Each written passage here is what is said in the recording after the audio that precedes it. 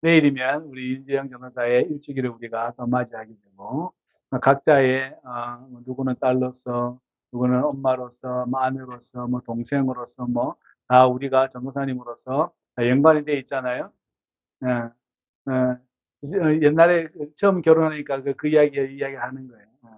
그래서, 이 말씀을 이제 빗대어서 막 이렇게, 그런 이야기를 막 나눈 적이 있어요. 그 기억이 나서 여러분들에게 드리는 말씀입니다. 오늘 바리새인들이 예수님께 나왔습니다. 나왔어요. 그래서 바리새인이 예수님께 나와서 시험하면서 묻는 질문이 무슨 질문이냐면 사람이 아내를 버리는 것이 옳습니까? 라고 물어보는 거예요.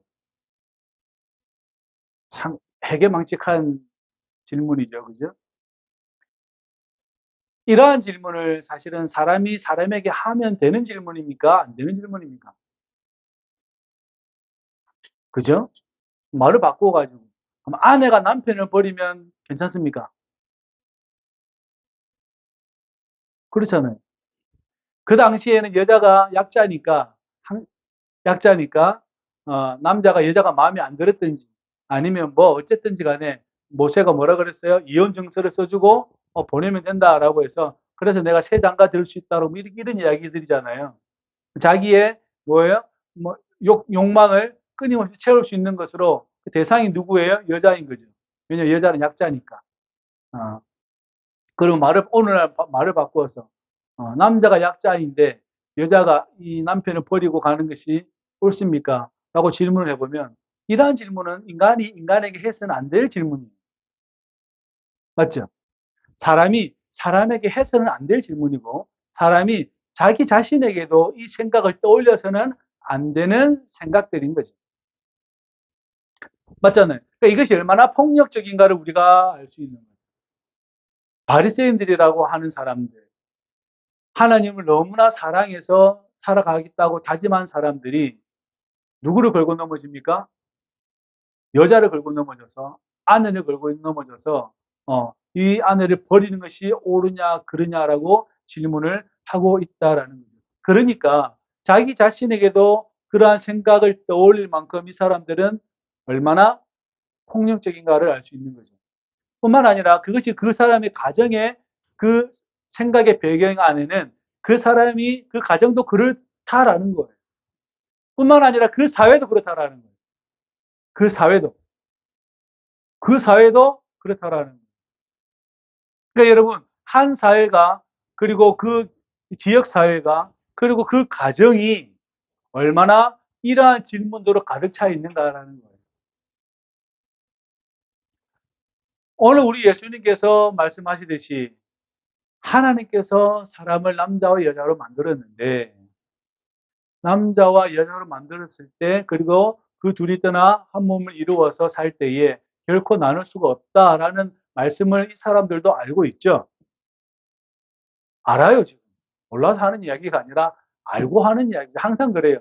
바리새인들과 서기관들과 이 사람들이 하는 질문은 몰라서 하는 질문이 아니라 알고도 하는 질문이에요.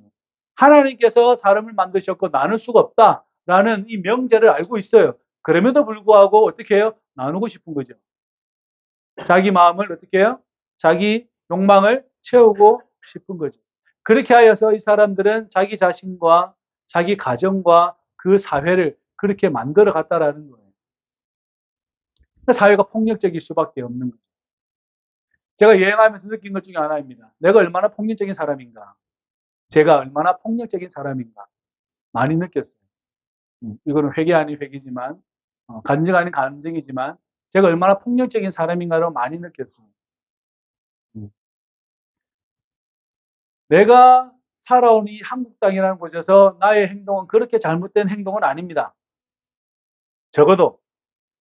그런데 영국 사회나 그 사회에서는 저의 행동이 아주 폭력적인 거예요. 그걸 많이 느꼈어요. 제 개인적으로 많이 느꼈어요.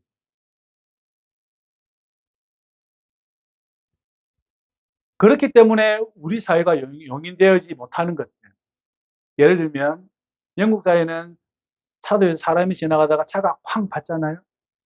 누가 잘못했게요? 무단횡단했어요. 신호 안 지키고 무단횡단했어요. 누구 잘못인 줄 아세요? 차가 잘못이에요. 왜 그러냐면 사람이 차를 보호해야 되기 때문에 그렇습니다. 한국에서는 누구 잘못이에요? 신호 어기고 무단횡단한 사람이 잘못이죠. 그지? 한국에서는 신호 어기고 무단횡단한 사람이 잘못이에요. 영국에서는 차가 잘못이에요. 그 사람이 무단횡단을 했든 신호를 어겼든 상관없어요.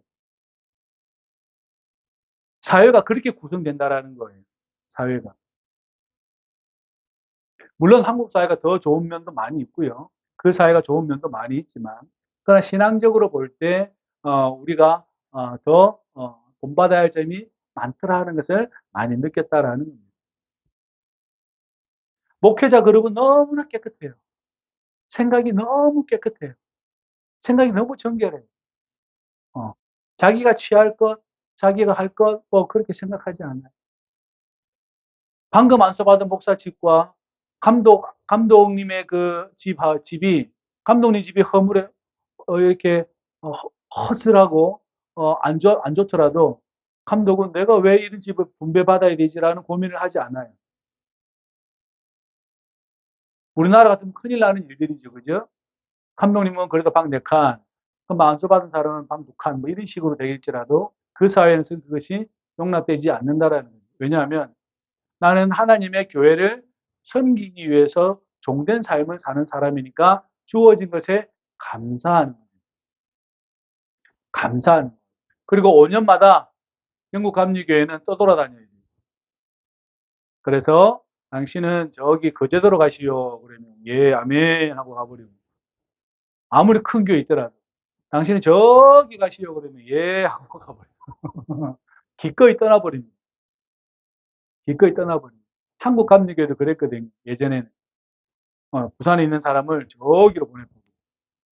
저기 시골에 있는 사람은 저쪽으로 보내요. 그럼 그때 우리 감리교 목사님들은 아멘하고 갔어요. 근데 어느 날 이것이 개교회, 단임 목회자의 어떤 그런 것으로 이렇게 하게 되면서 교회에 여러 가지 자본들이 일어나기 시작했죠. 그러니까 거기가 깨끗해요. 그러니까 집 걱정 뭐 이런 걱정이 아무것도 없어요. 다 주어지니까. 그리고 주어지는 것에 감사하고 있어요. 우리가 배워야 될 부분들이죠. 오늘 지금 바리새인들이 예수님께 나와서 물어봐요. 아내를 버리는 것이 옳습니까? 이 생각을 하면 안 되는 생각이에요. 우리 삶 가운데에 해서는 안 될 생각이 내 마음에 자꾸 떠오른다면 그것은 내가 폭력적이다고 생각을 하셔야 돼요. 다른 말로 하면 내가 예수의 말씀으로 나의 생각을 잠재우고 잔잔하게, 풍랑을 잔잔하게 하리라라는 여러분의 기도가 마음속에서 올라와야 된다는 거예요. 그것이 얼마나 우리에게 중요한지를 보여주는 단면이에요.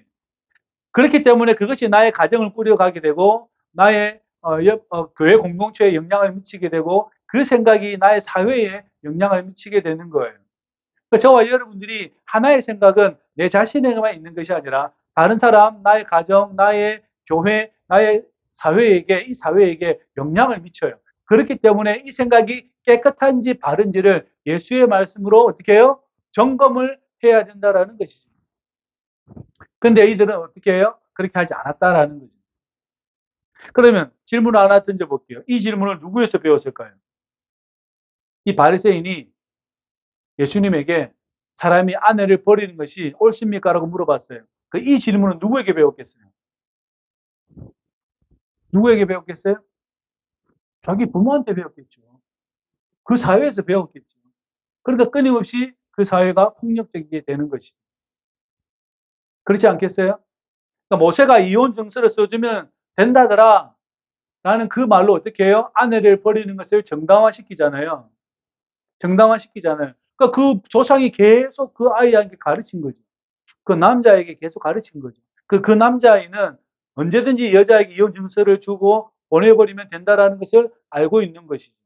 누구에게 배웠어요? 자기 부모에게 배운 거예요. 그 회당에서 회당장이 가르치지 않았겠어요? 율법 교사가 가르쳐 준 거죠. 저와 여러분들에게도 마찬가지입니다. 우리 아이들이, 또 우리의 세대가 그 다음 세대에게 하나님의 선을 가르치는 것이 옳습니까? 아니면 선을 가장한 인간의 이 정당성을 주장하게끔 만드는 것이 옳은 것입니까? 우리가 생각을 해보아야 합니다. 그러니까 인간은 늘 바벨탑을 만드는 존재입니다. 옛날 바벨탑이 아니고 옛날에 바벨탑 아시죠? 이렇게 우리가 하나가 되어서 우리가 언어도 하나고 다 하나니까 저 높은 꼭대기를 쌓아가지고 우리가 흩어지지 말자. 그러니까 하나님께서 어떻게 해요? 그 바벨탑을 흩어져 버리니까 많은 사람들이 그때부터 서로 무슨 말을 하는지를 몰랐다. 언어가 혼잡되어졌다라는 창세기 말씀을 기억하시죠. 그 사건이 여전히 우리 가운데에 있다라는 것이에요. 그 바벨탑 사건이 여전히 오늘날에도 존재하고 있다는 거예요. 내 자녀에게, 나의 옆에 있는 아이들에게 그렇게 끊임없이 강요하고 있다라는 것이죠. 그래서 인간은 바벨탑을 만드는 존재이고 하나님은 그 바벨탑을 무너뜨리시는 분이시다라는 것을 저와 여러분들이 믿을 수 있기를 주의 이름으로 부탁을 드립니다. 그래서 그 예수님의 말씀만 생각을 해도 사실은 우리의 생각이 정리가 되어집니다. 내 생각이 혼잡할 때, 나의 마음이 혼잡할 때 우리는 예수님의 말씀을 자꾸 떠올려야 합니다. 그래야 내가 폭력적인 사람이 안 돼. 우리가 뭐 누구를 때린 적이 있습니까? 누구에게 길 가다 욕을 한 적이 있습니까? 그것을 말하는 것이 아니라 내가 하나님의 말씀으로 가득 채워지지 않아서 내가 떠오르는 생각들과 내가 하는 모든 행동들이 하나님적이지 않다라는 거예요. 예수님의 제자로서의 삶의 모습이 아니더라는 거죠. 그러니까 그것을 폭력적으로 표현한다라는 것은 우리가 좀 더 거룩해지자라는 말을 하고 싶은 거예요. 그렇게 되어주기를 주의 이름으로 부탁을 드립니다.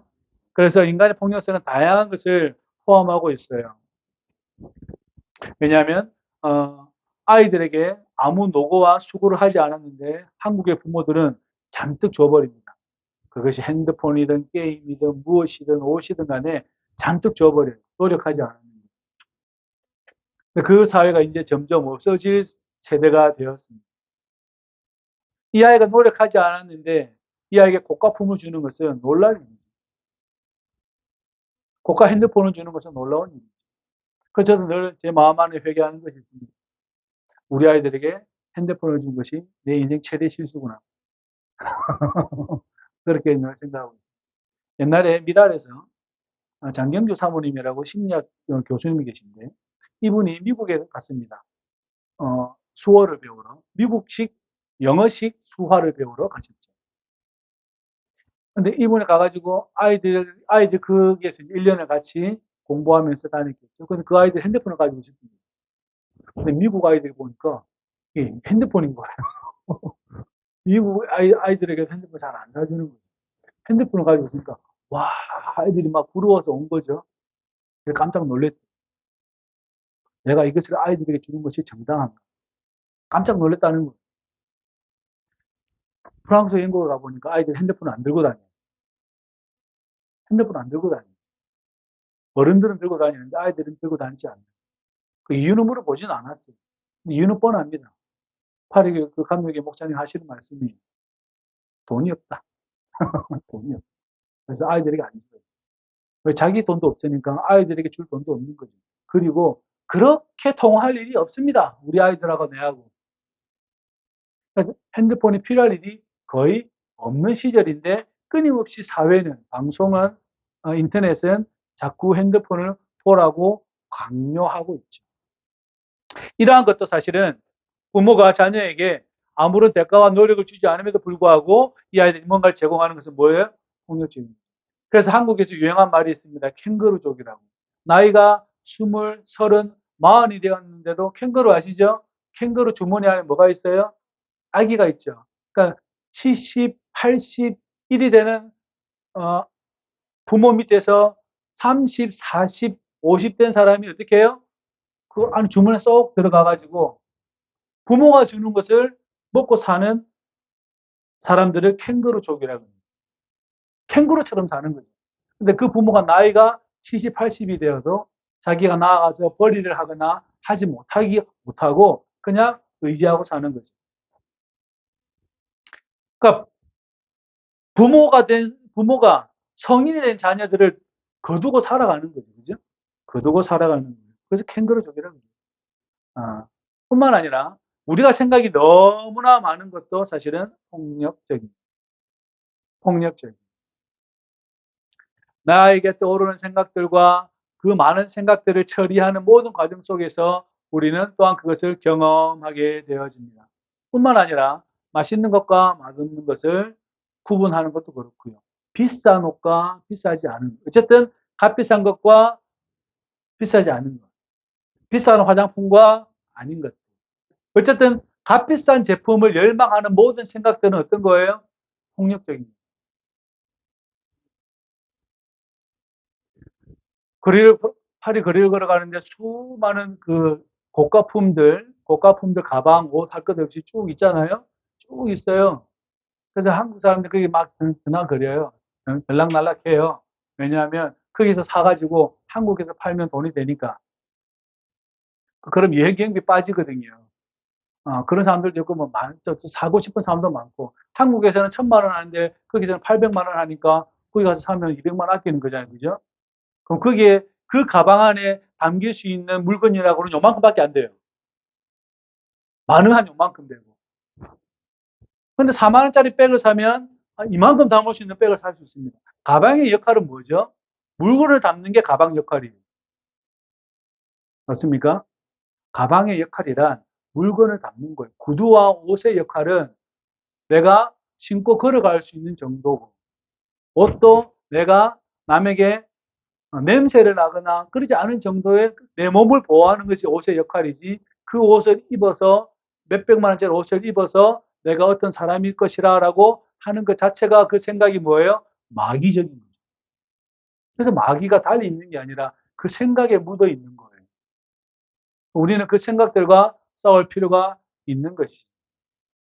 제어의 말은 모든 방송 광고와 반대말입니다. 맞죠? 여러분이 지금 들으시는 모든 방송 광고의 반대로 생각하시면 여러분이 좀 더 편안한 삶을 살아갈 수 있겠습니다. 모든 방송 광고는 끊임없이 여러분들에게 소비하라고 이야기합니다. 그리고 비싼 것을 소비하는 순간 여러분은 아주 훌륭한 사람이라고 끊임없이 이야기를 해대기 시작합니다. 그러니까 교회 다니는 사람들도 명품백이 아니라 고가품 백을 들고 다니는 것을 선호하죠. 그죠? 와, 그러잖아요. 우리는 본 적이 없어서 몰라요. 근데, 본 적 있는 분이 계신가요? 우리는 본 적이 없어요. 저는 뭐 1,000만 원짜리 본 적이 없어요. 백을. 그걸 들고 다니는 사람이 있나 봐요. 왜 그러냐면, 그러한 생각들로 사는 순간, 결국에 만나야 할 하나님을 만나는 시기가 오면 어떻게 돼요? 그때부터 그 사람은 이제 힘들어지기 시작하는 거죠. 죄된 인간의 모습인 거예요. 죄된 인간의 모습. 저와 여러분들이 예수 그리스도 안에서 나의 생각이 번잡스러울 때, 나의 삶이 번잡스러울 때, 내가 단순하게 하며 주님의 그 말씀으로 내가 깨끗게 되어야 되는 것을 소망해야 될 줄로 믿습니다. 파리교회 곽 목사님이 이런 설교를 하세요. 여러분, 모든 인간은 저주 아래 있습니다. 그 창세기 보면. 그래서 하나님이 남자는 어떻게 해요? 남자는 열심히 일을 해야 되고 여자는 잉태의 고통을 가지게 된다. 뿐만 아니라 가시 덤불이 나니까 싹 걷어서 열심히 노동을 해야 된다. 이렇게. 그러면서 하는 말이에요. 모든 크리스찬이든 크리스찬 아니든 사람들은 열심히 일을 해야 돼요. 열심히 일을 하지 않으면 어떻게 된대요? 크리스찬도 가난하게 된다는 거예요. 착각하지 말라는 거예요. 그 사회에서는 열심히 일을 안 하면 그냥 가난하게 돼요. 가난하게 돼요. 모든 사람들은 그 아래에 있다. 그래서 열심히 일을 하지 않으면 안 된다. 노력하지 않으면 안 된다. 살아남을 수가 없다. 라고 이렇게 이야기해요. 그러니까 성악 전공자가 한 명이 왔어요. 성악 전공자가 왔어요. 그리고 그 사람에게 유학을 온 거죠. 유학을 같이 식사를 하는데 열심히 해야 된다. 열심히 해야 된다. 반드시 성공해서 한국으로 돌아가라. 그러면 거기 음악 대학에 들어온 거기 유학뿐만 아니라 그 나라의 학생들은 열심히 안 할까요? 그 애들도 길을 쓰고 하는 거예요. 이게 크리스찬이든 아니든 무슨 상관없이 어떻게 해요? 열심히 해야 되는 상황 아래 모든 인간은 놓여 있다. 그렇게 말씀을 하시는 거죠. 그 기독교인이라고 예는 아닌 것이죠. 하나님이 나를 어떻게 해 주시겠지. 그것은 게으른 거예요. 그것은 신앙이 게으른 거예요. 그죠? 그러한 게으름에 빠지지 않기를 주의 이름으로 부탁을 드립니다. 예수님이 물어봐요. 그래서 모세가 어떻게 했냐? 예수가 어떻게 말하느냐? 이 사람 바리새인들의 질문에 아내를 버리는 것이 옳습니까? 이런 말도 안 되는 질문에 예수님이 그럼 모세가 뭐라 그러느냐라고 물어봐요. 그러니까 모세가 우리에게 말하기를 이혼 증서를 써줘서 버리기를 허락했습니다라고 이렇게 이야기하는 거죠. 그러니까 예수께서 그들에게 뭐라고 말씀하냐면 너희 마음이 완악하기 때문에 이 명령으로 기억했지. 원래는 창조 때로부터 사람을 남자와 여자로 나누었다. 이러므로 사람이 그 부모를 떠나서 그 둘이 한 몸이 될지니라. 그런즉 이제 둘이 아니요 한 몸이니 그러므로 하나님이 짝지어 주신 것을 사람이 나누지 못한다라고 말씀하셨어요. 그죠? 자, 그러면 사별이 아닌 다음에 이혼하는 모든 크리스천들은 회개를 해야 됩니까? 안 해야 됩니까? 답은 나왔죠. 그죠? 사별이 아닌 다음 하나님께서 그 사람을 때려가지 않는 다음 이혼하는 모든 크리스천들은 어떻게 해야 되죠? 땅을 치고 회개하고 가시덤불에 뒹굴어서 자기 죄를 회개해야 돼요. 왜요? 하나님이 나누지 못한 것을 임의적으로 나누기 때문에 그렇습니다. 내가 선택을 잘못했든 뭐 이상한 사람을 만났든 뭐 했든 어쨌든 저쨌든 간에 선택했을 때 내가 기도를 하지 않고 남자를 택했든 여자를 택했든 저 사람이 술 주정뱅이든 어쨌든 간에 내가 택했잖아요. 택했잖아요. 그죠? 이혼했어요. 어떻게 해야 돼요? 하나님의 계명을 어긴 거죠. 그럼 어떻게 해야 됩니까? 가시던 물에 내 몸을 집어 던지시라도 내 몸에 피가 나더라도 회개해야 되죠. 요즘에는 이혼이 괜찮다고 이야기하는 추세예요. 교회에서도 그런 이야기 해요. 저는 반대입니다. 저는 반대입니다. 왜 반대입니까? 예수님이 그렇게 말씀하셨기 때문에 그렇습니다. 제 말이 아니기 때문에 그렇습니다. 하나님이 짝지어 준 것은 사람이 나눌 수가 없다. 그러니까 집사람이 옛날에 약간 불안해해요. 자기는 막 그렇게 이야기. 쓸데없는 생각하고 앉아있죠. 그래서 많이 혼났죠. 사람이 임의적으로 나눌 수가 없습니다. 그래서 결혼을 신중하게 해야 하고 우리 아이들이 늘 하는 말이잖아요. 상대 배우자가 누구를 믿어야 돼요? 예수님 믿고. 그 부모가 누구를 믿어야 돼요? 예수님을 믿어야 돼요. 어떻게 믿어야 돼요? 신실하게 믿는다. 왜냐하면 이 아이가 그 부모로부터 무슨 영향을 받았을까 생각해 볼 수 있죠. 그 부모가 그 부모에게 무슨 영향을 받았을까 생각해 볼 수 있죠. 하나님이 짝지어진 것을 사람이 나누지 못한다라고 예수님이 목을 박아버려요. 이 창조에 대한 말씀을 해버려요. 여러분, 그래서 기록된 대로 사는 게 얼마나 힘든지 모릅니다.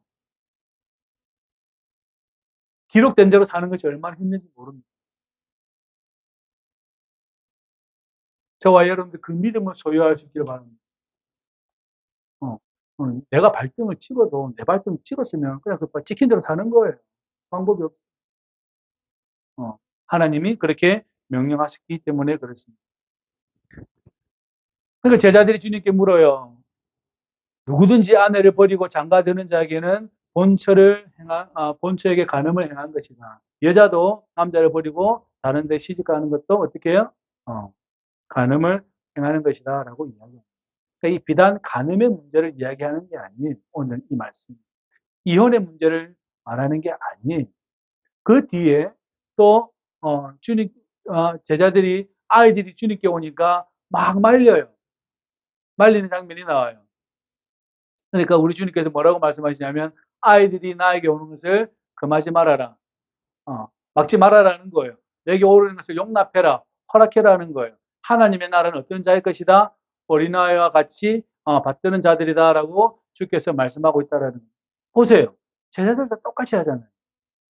어린아이가 오니까 어린아이가 스승에게 가가지고 가는 것은 그 사회에서 어떻게 하는 거예요? 가면 안 되는 거죠. 이게 폭력적이라니까요. 이게 눈에 보여야 돼요. 우리 내 삶의 태도에도 이게 보여야 돼요. 제자들도 맡고 있잖아요. 예수님을 따르고 예수님의 큰 권능을 행하는 걸 보고 그 모든 상황 가운데 보는 제자들마저도 어린아이가 오는 것을 보고 어떻게 해요? 가! 저리 가! 이렇게 되는 거죠. 그 얼마나 폭력적인 줄 아시겠죠? 우리 예수님은 뭐라 그러셔요? 그 어린아이가 내게 오는 것을 용납하라라고 말씀을 하고 있다라는 거예요. 그리고 하나님의 나라를 어린아이와 같이 받들지 않으면 결단코 들어가지 못한다라고 주께서 말씀하고 있다라는 거예요. 이 어린아이와 같이 받드는 것, 이것이 얼마나 우리에게 중요한가 보여주는 말씀이. 부자 청년이 와가지고 예수님, 제가 하나님을 사랑하고 우리 부모를 섬기고 내가 이웃들에게 십계명을 잘 지켰습니다라고 이야기하니까 아이고 그랬구나. 아이고 착하구나. 자, 그래 네가 너 가진 것을 이제는 다 팔아주고 나를 따라와라. 그러면 영원한 생명에 얻게 될 것이다. 그러니까 이 부자 청년이 돈이 많은 거로 부자인 거로 다 팔아주고 가난한 사람에게 나눠주고 나를 따라오라는 그 말씀이 이 목에 가시처럼 걸려서 어떻게 해요? 뒤돌아서 가버려요. 어린아이와 같이 하나님의 나라를 받든다는 게 그렇게 어렵습니다. 목회자인 저에게도 어렵고요. 여러분들 어려운 말씀이에요. 그렇지만 이것을 표준으로 삼고 우리가 살아가야 될 줄로 믿습니다. 하나님의 나라는 누구의 것입니까? 예수님의 말씀을 잘 받들고 살아가는 사람들이 하나님의 나라를 소유하고 소유할 것입니다. 히브리서의 말씀처럼 그 아들을 영광으로 삼으시고 상속자로 세우시고 유업이여자로 세우셨다고 말씀하셨어요. 그런 것처럼 그분을 따라가는 우리 모두에게 주님께서는 어떻게 해요? 하나님 나라를 소유할 수 있다라고 말씀하고 계신다라는 것이죠. 저와 여러분들 그 말씀으로 우리 예수님의 말씀으로 그렇게 하나님의 나라를 소유하고 어린아이와 같이 받들 수 있기를 주의 이름으로 부탁을 드립니다. 하나님이 짝지어진 것을 나눌 수가 없다. 그걸 어떻게 받아들여요? 어린아이와 같이. 우리 아이들이 그게 강점이 많아요. 아빠 그러면 안 된댔어. 이 말은 어기면 안 되는 것에 대한 말을 하고 있는 거거든요. 아이들이 그래요. 부모의 어떤 한 명령과 또 어떤 말씀의 그 명령을 딱 듣고 그러면 안 된대요. 라고 이야기해요. 하나님의 나라를 소유하고 싶어요. 그러면 어떻게 해요?